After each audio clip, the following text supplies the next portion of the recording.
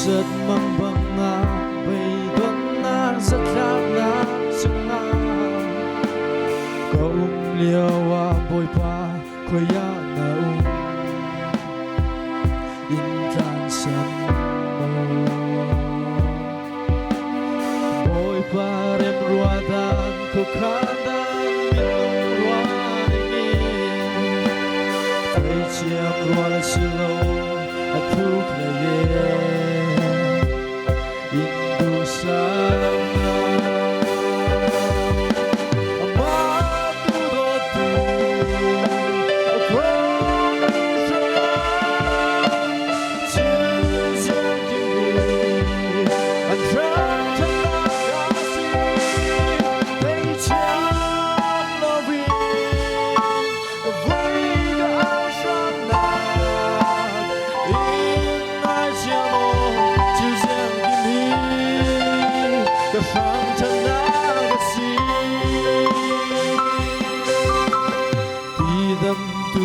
Chian na sina kalay taksa na Giang tin mo ka thấy đinh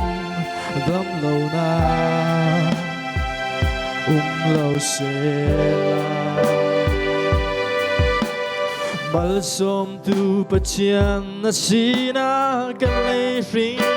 na Giang tin mo ka thấy đinh harsat na lâu sẽ la Amadu do tu Komi franga Chil jiang kimi Antran tanagasi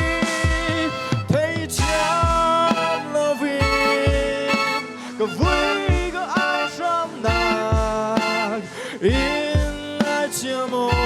Chil jiang kimi Ka tram tanagasi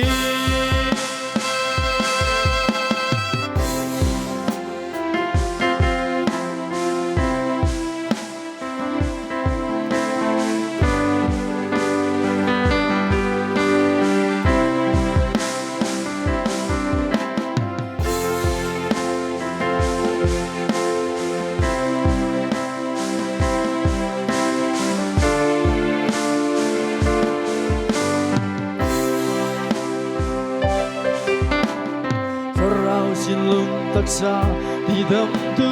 chung bất chán na si Cả cha lông na gi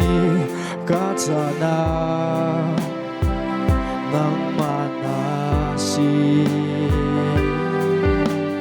Cả har sat mang bang nak bay don nak in thấy saki Karya siat lai sana in em du Kasang na ta Amadu do tu Komi franga Chilzang kimi Antran tanagasi Pei chiang